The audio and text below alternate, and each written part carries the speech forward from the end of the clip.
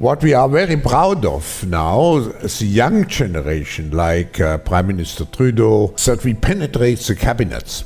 I also want to reiterate how deeply sorry Canada is for the situation this put President Zelensky and the Ukrainian delegation in. It is extremely troubling to think that this egregious error is being politicized by Russia and its supporters to provide false propaganda about what Ukraine is fighting for. Why does this government treat Alberta like a fart in the room that nobody wants to talk about or acknowledge? I heard her say a word that I know is distinctly unparliamentary, and I think she may want to withdraw it. The word was F-A-R-T. I mean, we love your Mr. Trudeau. I mean, his family's always been such big fans of our flag.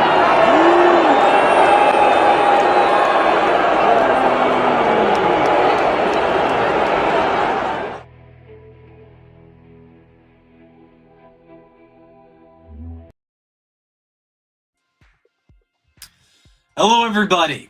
We're gonna get right fucking to it. God damn, we have a lot. We got a lot to cover. Especially considering I am doing this as I'm keeping my eyes peeled because there's an impending like Liberal Party meltdown going on up here in Canada where Chrystia Freeland, the finance minister, has resigned.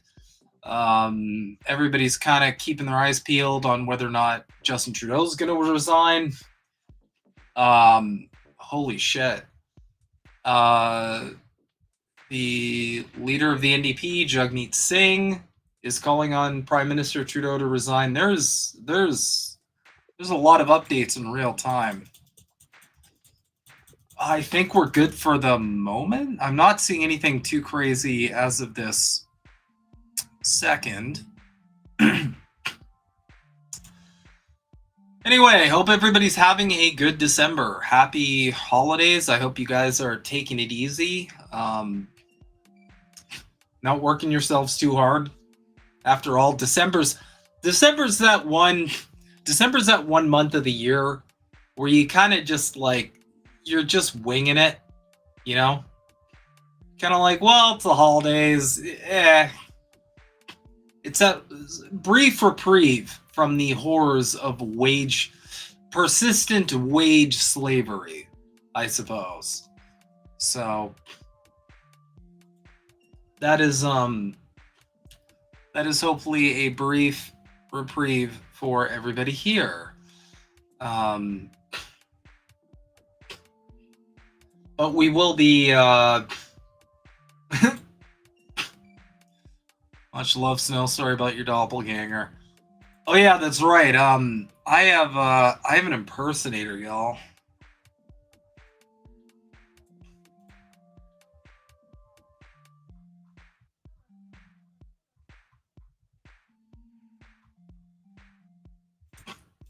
I actually shared it here.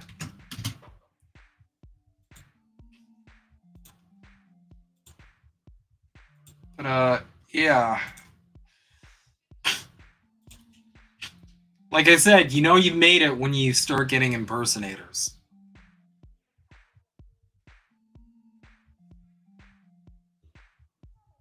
I don't know what the point is to doing this. 0 followers, 0 following. They haven't made any posts. They haven't really replied to anything, so I'm not sure. However, I'm going to get straight into the meat and potatoes of today. So,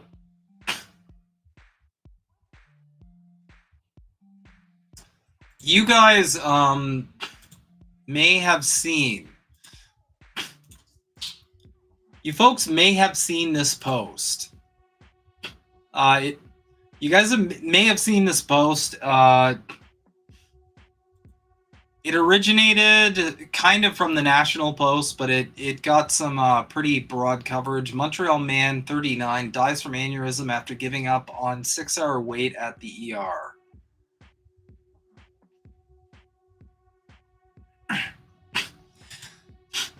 And the reactionaries are out in full force. And as we can observe, Canada is very much on the brink of a serious swing to the right, thanks in no small part to Trudeau's Liberal government not delivering for Canadians, not speaking to their material conditions, as is the case with all neoliberal capitalist governance, really. And you're seeing a lot of reactionaries pushing this story as some kind of, well, let's be real. We all know what's behind it. Behind it is we want to privatize the socialized healthcare system because the socialized healthcare system isn't working. That's almost always what's behind it. And you can see from nothing but the quote tweets, Canadian news has picked up Adam's story. It's surreal and angering and sad to see him as the literal face of our failed healthcare system.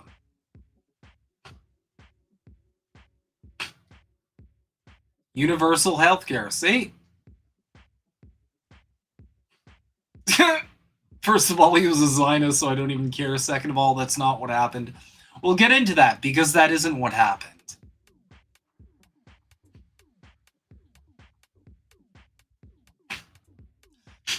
And we do have some people clapping back. In America, at my emergency, it is often a 6-hour wait. This is not unique to free healthcare, LMAO. But you have plenty, and of course it's an Israel and an American flag. You have plenty of reactionary accounts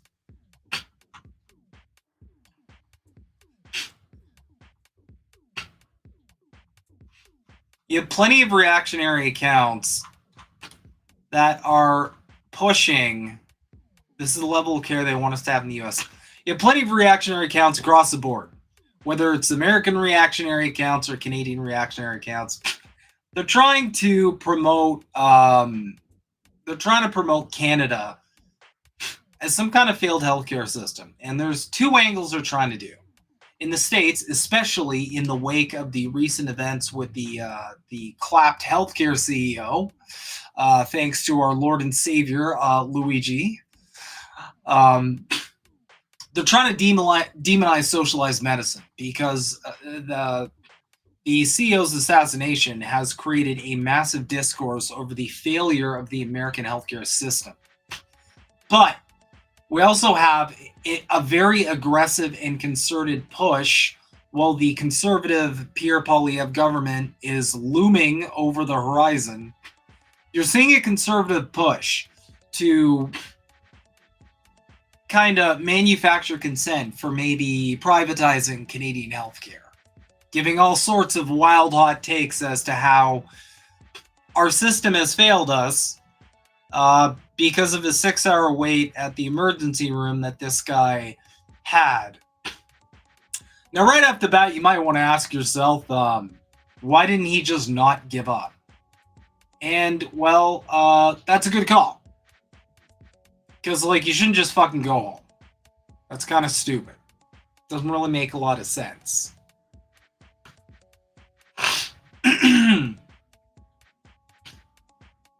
Like, at all.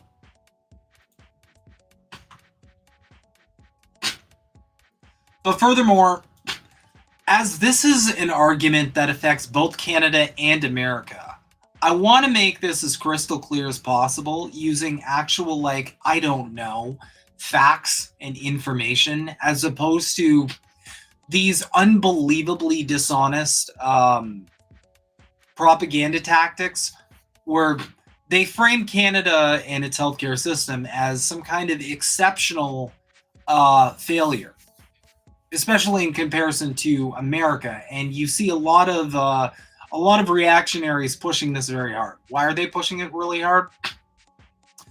Well, because they, A, want to keep the American healthcare system as for-profit, and B, they want to privatize it up here. But the reality is, despite how sensational how sensationalized this story became very quickly on social media, we're going to come back to reality here. And for reference, you can just Google this comparison of healthcare systems in Canada and the United States. They got receipts for everything. I'm just going to go to the relevant little bits here. As reported by the Health Council of Canada, a 2010 Commonwealth survey found that 39% of Canadians waited 2 hours or more in the emergency room versus 31% in the US. 43% waited 4 weeks or more to see a specialist versus 10% in the US. The same survey states that 37% of Canadians say it is difficult to access care after hours, evening, weekends, or holidays without going to the emergency department, compared to 34% of Americans. Furthermore, 47% of Americans and 47% of Canadians and 50% of Americans who visited emergency departments over the past 2 years feel like they could have been treated at their normal place of care if they were able to get an appointment. So what does this mean? Essentially what it means is the wait times are pretty friggin' similar. And there's a lot of evidence to support this. But again, there's a massive propaganda push to try and demonize any sort of socialized medicine.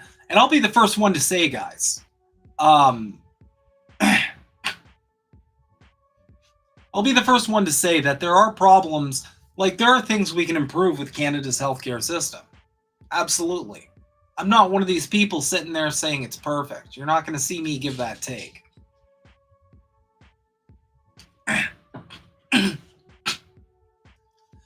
But for comparable results, I'd say having a system where you don't go into crippling debt or have to fight with health insurance companies just to get a claim approved, that's a pretty good deal.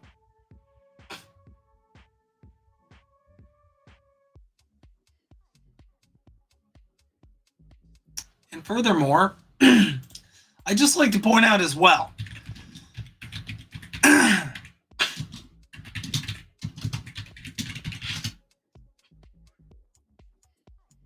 for a so-called country that has such a comparatively worse system,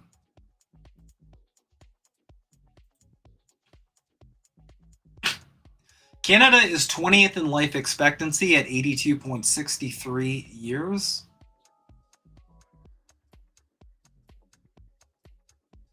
Damn, I gotta scroll down, y'all. I had to have missed it. USA, 79.30. So that's 55th place versus 20th place. So, I mean, like, what are we doing here? And furthermore,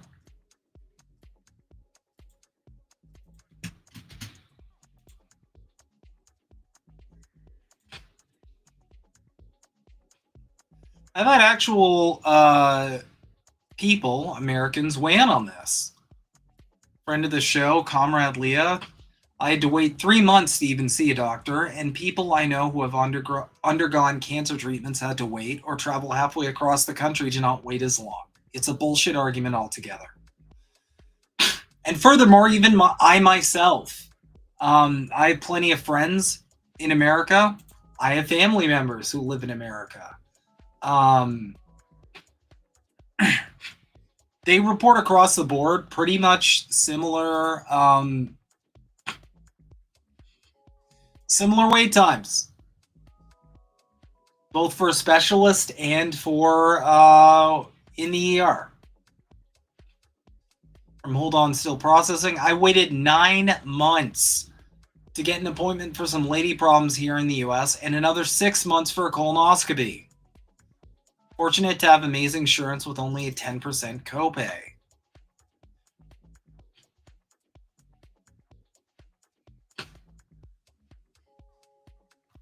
So, as you can see, there's really not too much of a difference here. But again, you would never know that.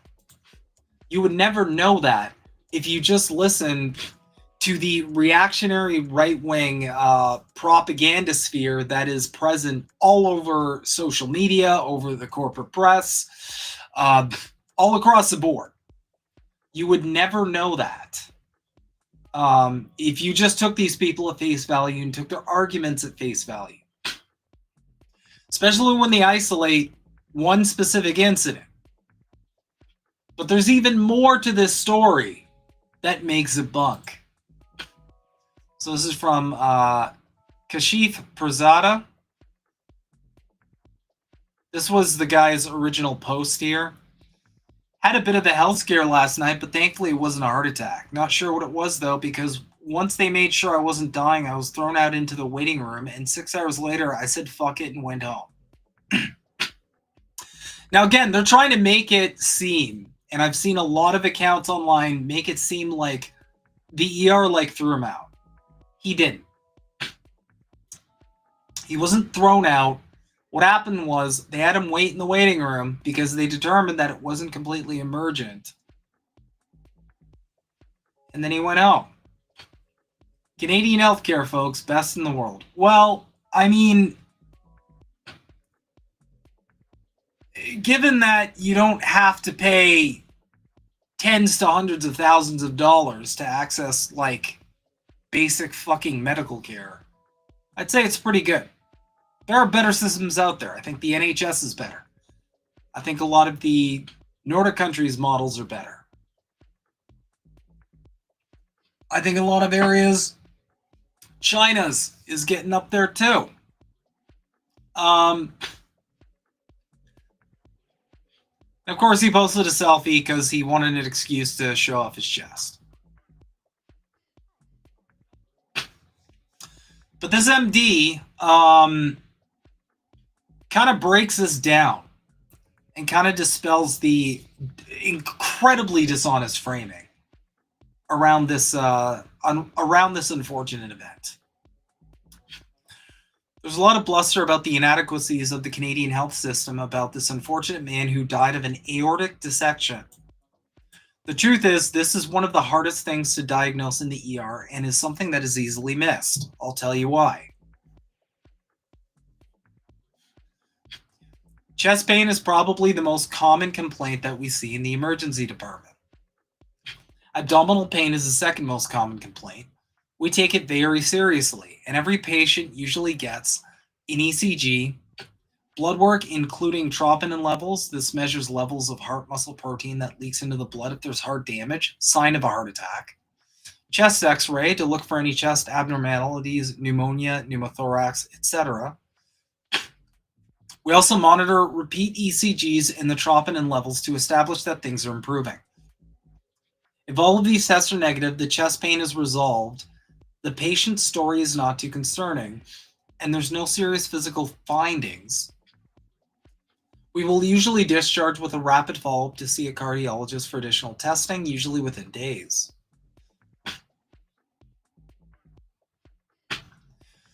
How can we possibly miss such a devastating diagnosis as an aortic dissection? Because it can show up with all kinds of symptoms. It can be painless. It can mimic acid reflux or a simple back strain. One colleague recently had one elderly patient with stomach flu symptoms of nausea and vomiting, and the only thing that tipped him off was that family members were massaging her back, prompting a CT that discovered the aneurysm. If she went home with some nausea pills, she would have died in her sleep.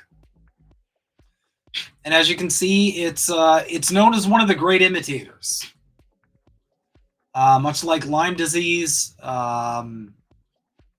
lupus. If you've ever seen House, that's a popular one on that show. So again,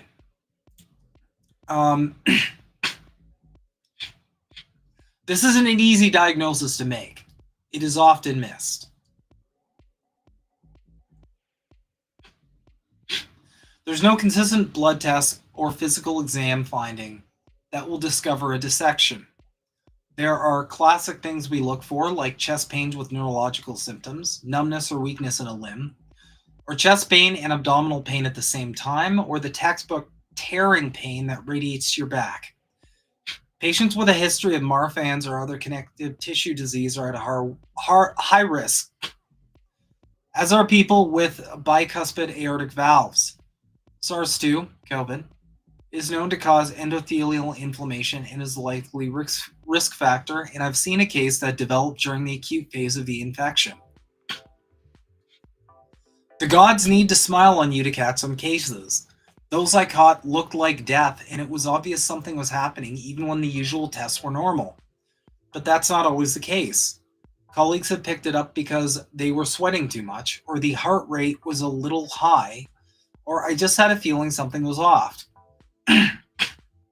If you're rushed or harried, or the ED is overflowing, I can imagine not having the time to pay attention to catch the subtle things. How do we diagnose it? A CT scan of the chest with contrast, so that's the dye they inject in your veins so that you can make things out as clearly as possible on the imaging, is the gold standard. Is it practical to CT scan hundreds of people a day to catch possible dissections? Absolutely not. Each CT chest is 5 to 6 MSV of radiation, roughly 3 times your yearly background radiation exposure. Each scan contributes slightly to an increased future cancer risk, and the harm done would have likely vastly exceed the benefit. To critics who think this is a system issue, we don't have to get prior authorization from insurers to do these tests, and it is widely available in most ERs in Canada. Getting the right CT scan protocol also matters. I had one gravely ill patient where we gave contrast according to the protocol to find pulmonary embolisms, and it was negative. The patient was white as a ghost, had a crashing blood pressure, and looked like death. We had to repeat the scan and time the contrast to look for a dissection, and it was positive. He went to the OR and survived.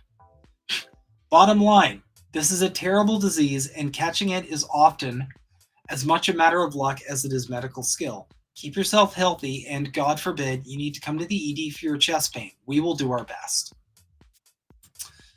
So, that is kind of the meat and potatoes of this issue. Because you may have seen this, if you're Canadian, you almost certainly saw this floating around social media. This horror story of a man who waited an ungodly amount of time to see any kind of emergency service, and then he was thrown out and then he died after. What a scary tragedy. We better privatize the healthcare system. This is why I encourage people, guys, look into these stories. Go digging beneath the surface. And if it's something like Twitter, usually something so much as like a quote tweet or like a highly liked comment under the propaganda post is usually a good indicator that you at least have to maybe look a little further than just taking these things at face value. Because there is nothing that would make conservatives happier. Nothing on this planet. There is nothing that would make Canadian conservatives happier than turning Canada into America 2.0. Why do you think they're all dancing and hollering and cheering for the idea that Canada get annexed and God Daddy Trump swoop in and rescue Canada from the terrible Trudeau government? Now, I'll agree that the Trudeau government is indeed terrible. I'll be the first one to say that. I've been criticizing Trudeau's government for years. The only difference is it's from the left, because I don't think neoliberal capitalism is ever going to speak to the material conditions of the working class, and neither should you. But I digress. My main point here is My main point here is simple.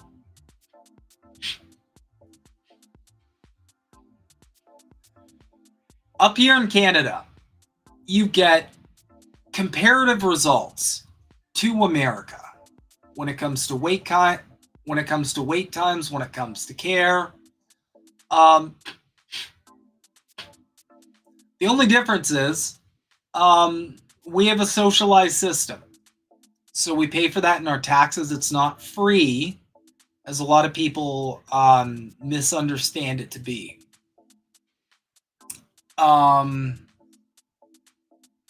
But, you know, I think that's a pretty good deal. I think not going into crippling medical debt, going bankrupt, or dying because a claim was denied, I think that's a pretty good deal for comparative results. I think it's pretty good.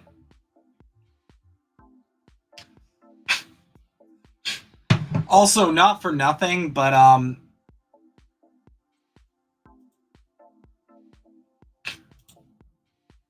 not for nothing, but let's dig back into this guy. This doesn't really matter, but I just want to show you guys the kind of person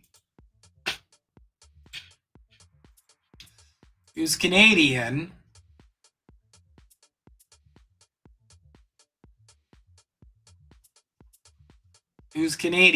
and oh god, look at all these terrible takes. Who's Canadian and shits on our healthcare system.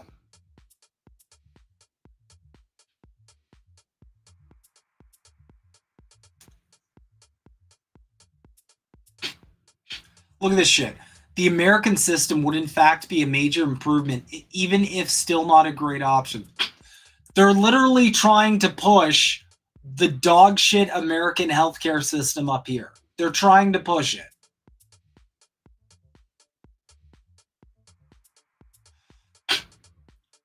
And we'll see garbage takes like this. It's not so much our healthcare system that is failing. It is failing under the weight of an overload of Trudeau's 14% increase in our population due to an abhorrent migrant policy.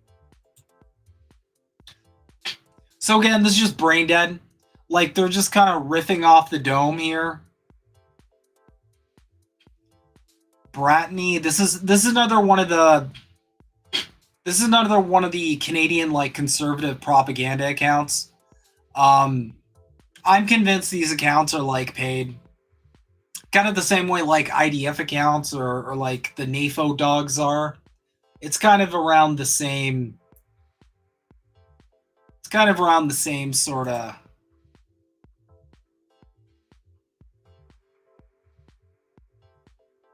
Shtick.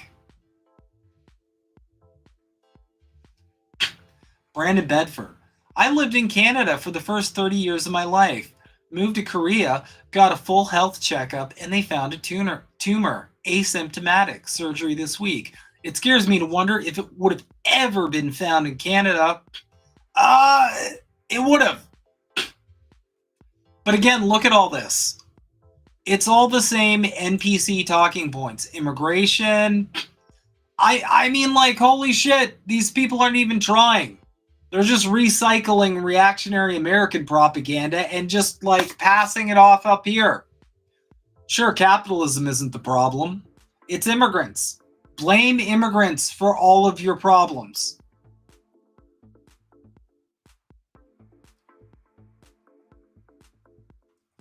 And you'll just see... if not something like the American system, then what? Healthcare should be a 100% of free market service. See, like, look at all this. But I digress. I wanted to show you guys just the kind of dude this guy was.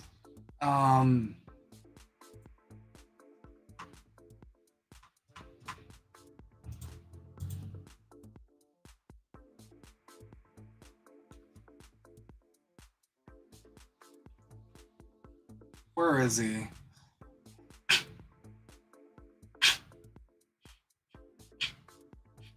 Nothing to see here, guys. Just like an account with barely any followers, a Canadian flag, but like a MAGA hat.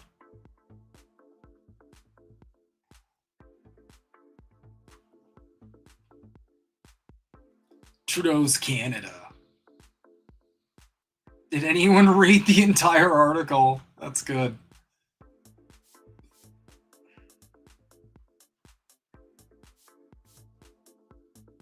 Common Canadian out.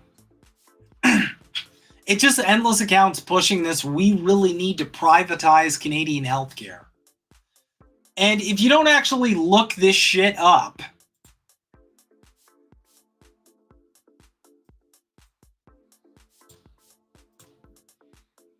yeah, his name was, if you don't look this shit up, you're just going to accept the reactionary framing on it. Yeah, so his name was Adam Burgoyne.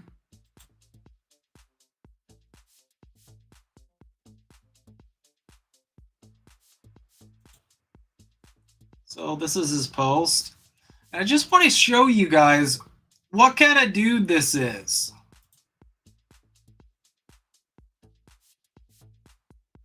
First of all, he's a narcissist.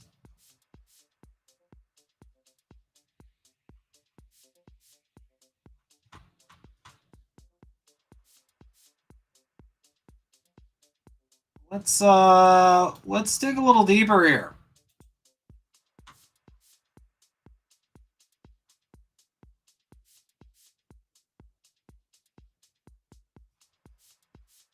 Where is it? It's always somewhere.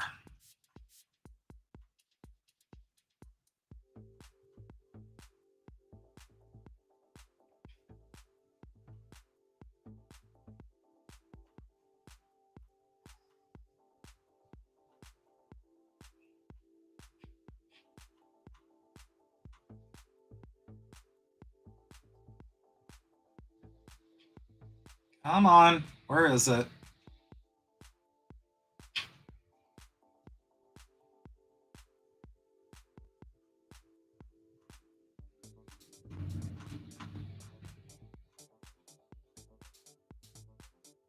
I'm dedicated because I know these types of people.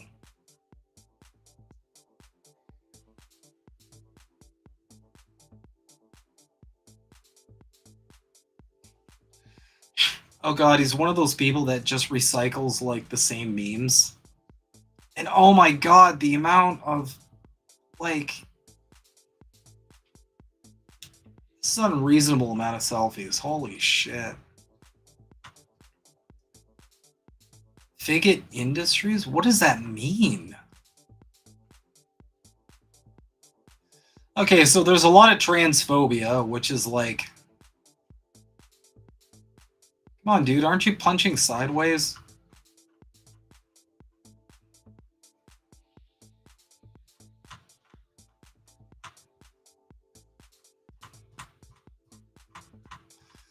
Okay, this guy posts more than anybody on Earth.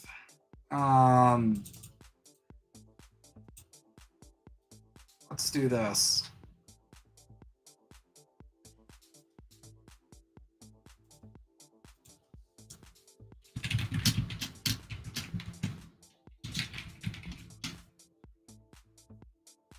Oh, look at that.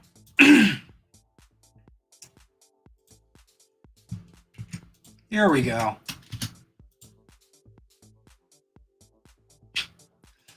So, I mean, this is neither here nor there. I'm not going to say, like, this is why I'm, like, you know. You guys get it, right? But, like, he's not a very nice dude.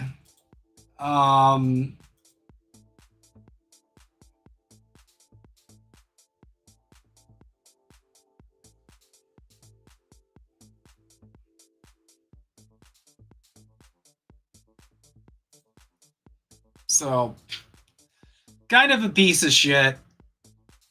Probably shouldn't have thrown a tantrum and left the ER. That was probably an L on his part.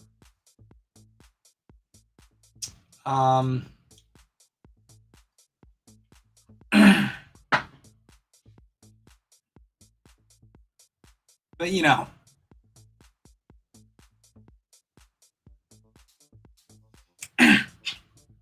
anyway, we're gonna move on. Sorry, I'm just checking for updates. Oh shit, just trending. Trudeau.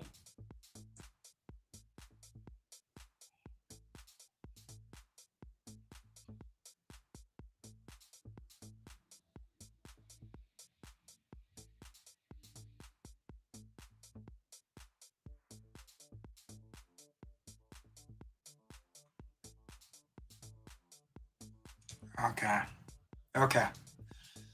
Nothing yet, but we are monitoring the situation very quickly. I'd be very surprised if he did resign.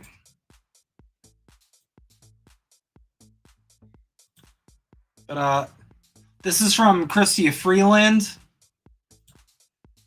You're gonna have to zoom way the fuck. Oh my god. Okay, we're switching to an article. But basically, she has resigned.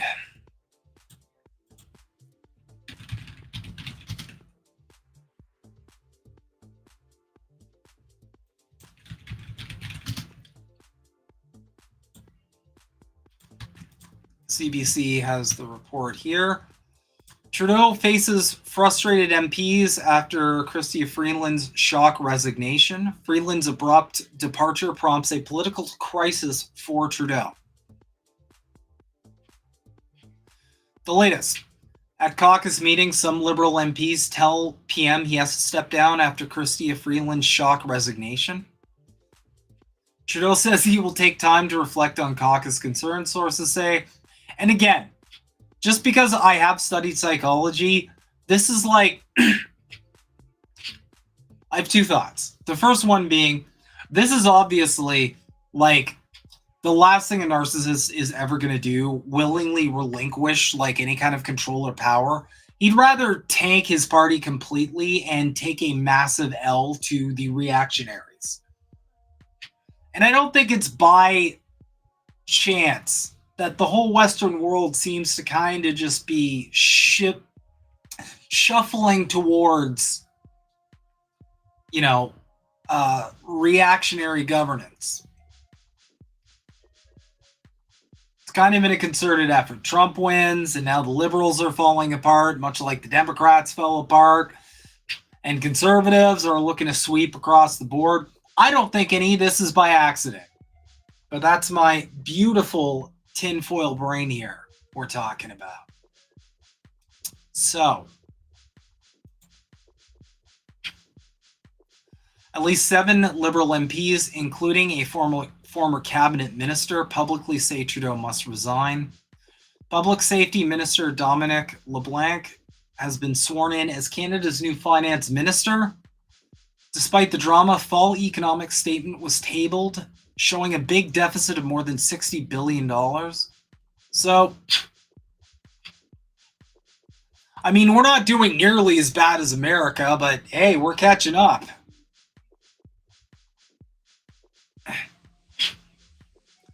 These are the important bits. Freeland says the Prime Minister told her Friday he no longer wanted her to serve as finance minister. And rather than accept a job change, she resigned as of today. In a letter to Trudeau announcing her resignation, Freeland denounced Trudeau's costly political gimmicks, which, of course, they are costly political gimmicks. Conservative leader Pierre Poilievre says Trudeau must call an election right away. Well, of course, because he's trying to call an election every 5 goddamn minutes. Because the dude can't wait to get in, gut our social safety nets, and just repeat axe the tax over and over again. Also, NDP leader Jagmeet Singh says Trudeau must resign. Ooh, this is breaking. NDP House Leader Peter Julian tells CBC News the party will vote non-confidence in the Liberal government if Trudeau stays on into the new year. And we're going to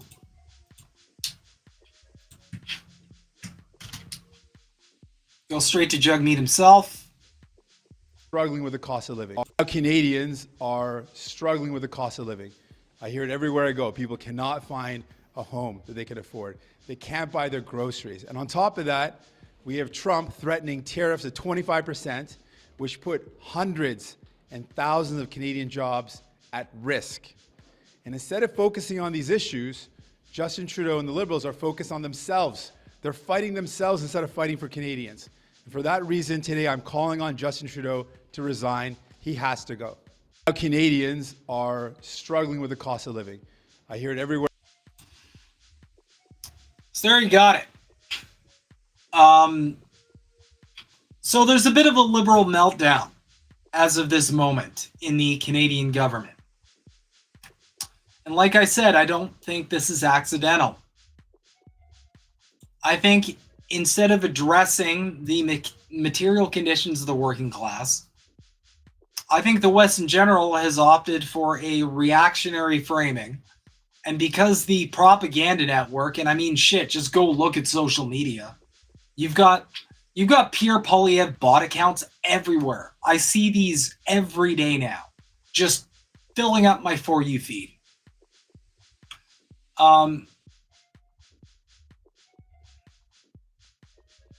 Excuse me. You've got a real reactionary push across the board. And I think, again, this would be a great opportunity for the NDP to tack to the left and start offering bolder, populist, progressive policies. But they're not going to do that because the reality is Canada's NDP is almost as out of touch as the Liberals are. I'm sorry, they are. I think Jugmeat should step down too. I think Canada needs a direction that is not just going back to Stone Age conservative politics. I think that's going to bury us. Because let me be the first one to tell you, folks. Okay, Pierre Poilievre is going to be great for upper class people. He's going to be great for capitalists. He's going to be great for corporations. He's going to be terrible for you. He's going to be dog shit for you because conservatives, there's no other way to say this, they look down on poor people. Liberals do too. But the difference is liberals at least have the sneakiness to put on a mask that the conservatives feel proud enough just leaving off entirely. That's the only difference between liberals and conservatives. One of them stabs you in the stomach, the other one stabs you in the back. That's it. That's all it is. That's all it's ever been. Stop holding out for hope that liberals are going to do anything materially for you or your family. They're not going to. It's just that we have the same problem here as the States does, where we've got this lesser evil where there's no good options. There's no even like reasonable options. There's just dog shit option and then way worse option that is attacking the dog shit option. We're seeing it right here in America. Okay, the timeline. Donald Trump spent a lot of energy criticizing Joe Biden for the cost of groceries. He ran campaign ads criticizing Joe Biden for the cost of groceries. What's Trump saying now? That it's going to be really hard to lower grocery costs because once they go up, it's hard to get them down. It's going to be the exact same thing with Pierre Poilievre. If he wins, you're going to see him walk back every single propaganda piece that he's been dishing out. Because this is the conservatives' bread and butter. They attack the party in charge for valid concerns, and then once they get in office, they deliver zero solutions and proceed with their ultimate goal of turning Canada into America. And that is, mark my words, the ultimate goal of the conservatives in Canada. It is making Canada into America 2.0. They would probably like nothing more than for the Canada to just become another American state, like you've seen all across social media. Okay, that's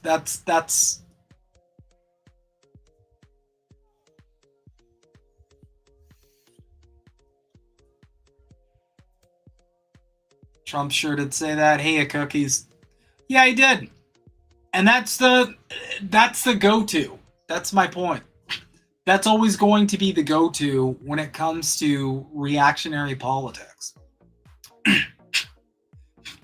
Like, and it's so easy too. I should run as a Marxist and just I should run as like a Marxist under a like fucking commie party in Canada and just use the same tactics conservative use because they work. You just go, okay, let's see. What are some like no duh problems that I can point out? Okay, the cost of living sucks. Prices across the board have gone up. Wages aren't rising to meet, the price of rent, the price of housing, the price of food, the price of common goods. Let's see. Housing costs are through the roof. Any number of problems. The amount of foreign aid we're giving to conflicts that Canada should not be a part of to begin with. I could just point all those out. But then instead of conservatives, I would offer like real tangible solutions with real like actual practical application. I'm surprised why this is what I don't get about the NDP and other left-wing parties. Just run using conservative tactics, which are successful. Just point out the valid concern. Just say, hey, I hear you. I know this is a problem. Because the liberals are going to sit there and going to say all day long, they're just going to say, nope, that's fine. The economy is actually pretty good. Sorry, sweaty. No, you know what? Like, you're not doing that bad. You're fine. You're fine. You're good. Pat you on the back. Just speak to people's real material concerns and say, look, I get it. This does suck. This party is dropping the ball. They promised to go to bat for you, and they're not doing it. I will. That's all you need. That's all you need. You could get an actual left-wing party in Canada by just using the same tactics. And don't take the fucking high road either. You could absolutely lay waste to conservatives. Up here in Canada, after Harper's government, after Harper drove the economy straight off a cliff all the way down to the depths of fucking hell, you could absolutely home run that. Furthermore, something else a left-wing party could do is point out how often the conservatives and the liberals vote together, which is a staggering amount of times. Again, something that, I don't see covered a whole lot.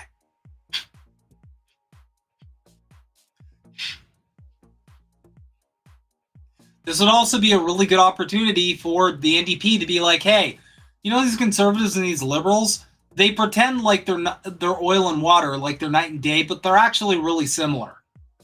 They're completely beholden to their corporate masters. And they don't give two shits about the working class, which makes up the majority of the country. That's the majority of the people. I'll be a government for the majority of people. And corporations and billionaires, well, they're doing well enough. They're doing well enough as is.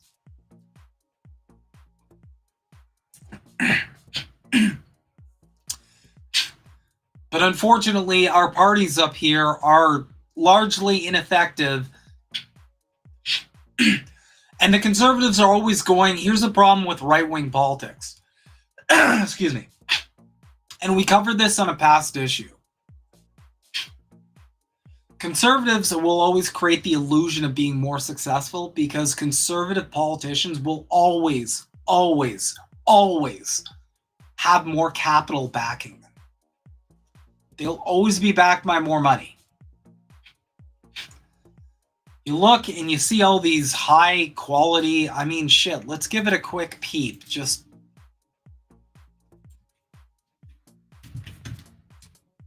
I'll show you what I mean. And I've seen these advertisements all across social media, on Instagram, on Twitter, on Facebook. These conservative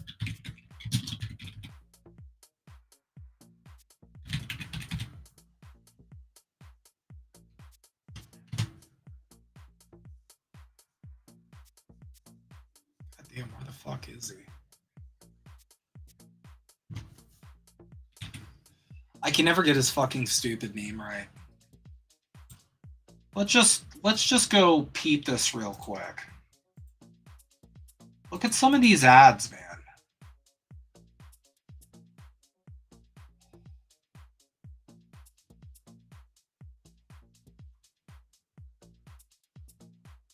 Where's a good one?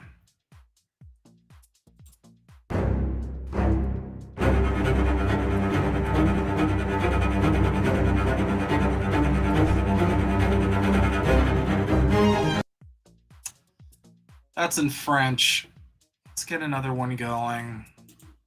This is going to be something that will, because we've been through the work.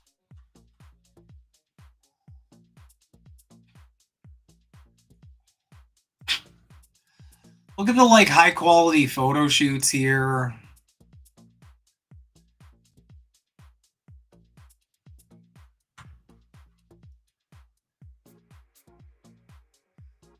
Let's try and find a YouTube one.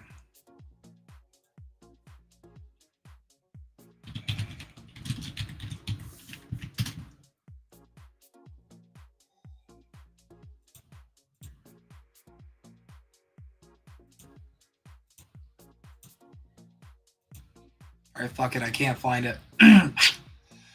For some reason, they're mostly on like YouTube and social media. This week, Prime Minister has lost a nation contract.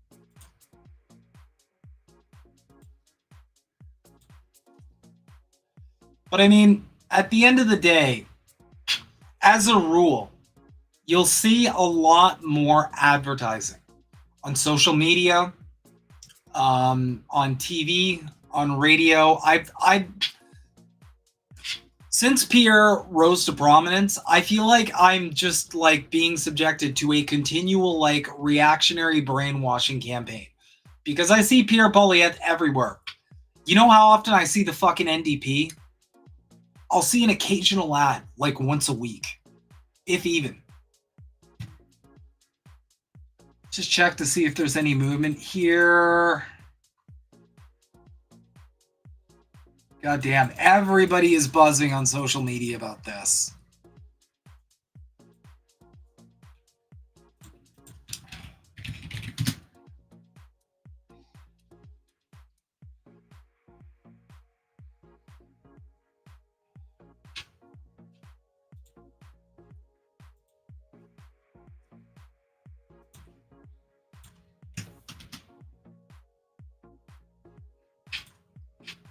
This kind of breaks it down pretty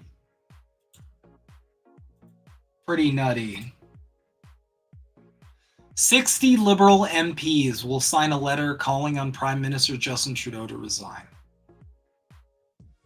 60. That's the majority of them. The wide majority. So it's pretty touch and go. I had been wrong before. I'll be the first one to say that. But I will say that I'm probably going to go on record and say that I don't think Trudeau's going to resign. I think this is going to be a Biden situation, and I've done a video on this before, but like Joseph Robinette Brandon, Justin Trudeau's a narcissist. A lot of politicians are. It kind of attracts them to the role. You represent far more powerful forces, but you get all the adoration of the masses. It's perfect for narcissists.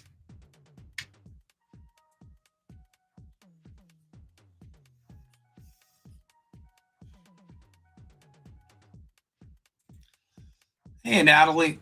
I like how lefties like Jank visit a conservative talk show host set and are in awe of how much money goes into the set and stuff. And now we know why TYT is leaning right. Show me the money. Yeah. And that's because much like the role it does have in politics, whereas you'll usually find a lot more money backing it,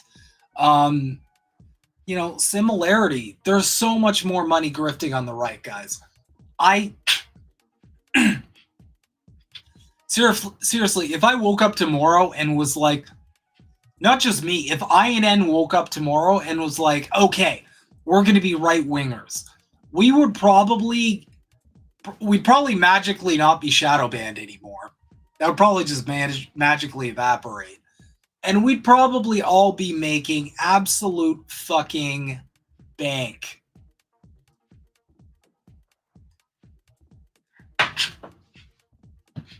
And it's no surprise why. Like, look how rich these right-wing grifters are. Look how much money they make. Also, social media, YouTube algorithms, like, they eat right-wing shit up.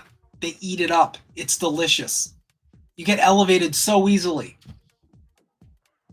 If I wanted to say, like, fuck it, I'm going to sell my morals and just, like, get that bag, like, you grift on the right.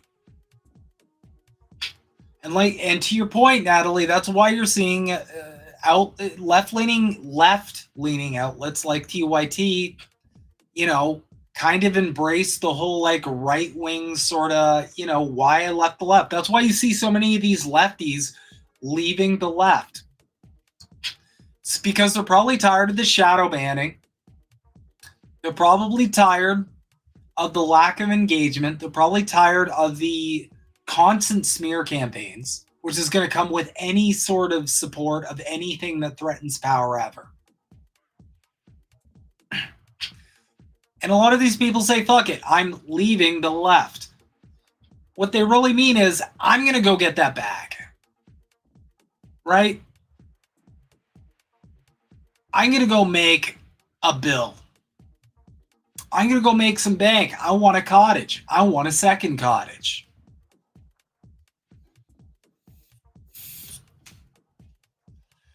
Exactly, Cookies. You'd be making so much money you could build your own skate park and wear beanies. Tim Pool's a great example. Look at the empire he's created.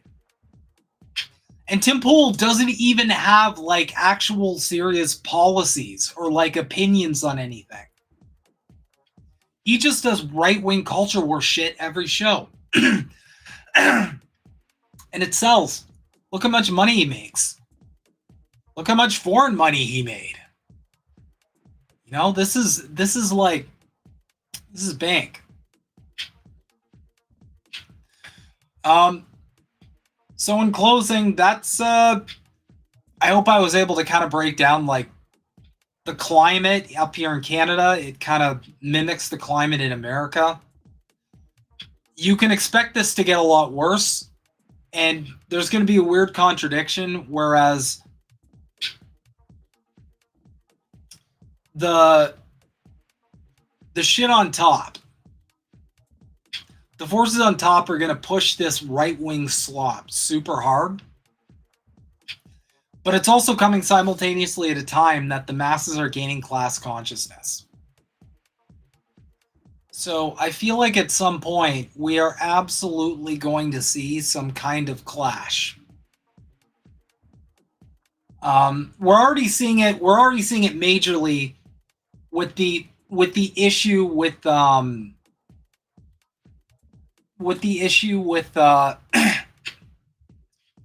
CEO getting clapped. We're already seeing it with the backlash from these right-wing propagandist audiences saying, hey, no, what the hell? Like, I totally get why you did that. Healthcare's fucking awful. Like, this is terrible. And they all have a horror story about it.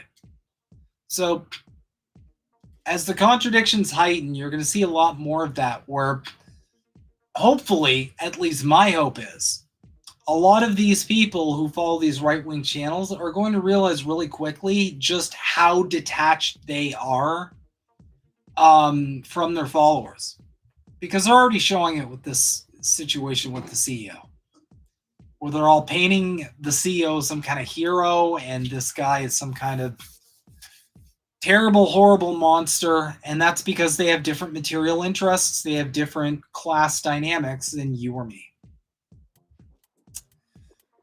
Anyway, that's it for tonight. That's all I really had. Hopefully Yeti Jesus will be back next week. Just wanted to give a quick update on the rapidly unfolding developments and break down some things about Canadian healthcare that I feel like I needed to say some shit on. But I will be back this Thursday with another crazy episode of Snow Himble Streams. Maybe we'll get some gaming done, but we will definitely have some interesting shit to talk about. So without further ado, I'm going to call it there, but keep questioning everything, everybody. And yeah, at the end of the day, hope everybody has a great week. Yeah, Dane. Luigi the Goat. Indeed, Luigi the Goat. I hope they don't find Mario. Anyway, everybody have a great night.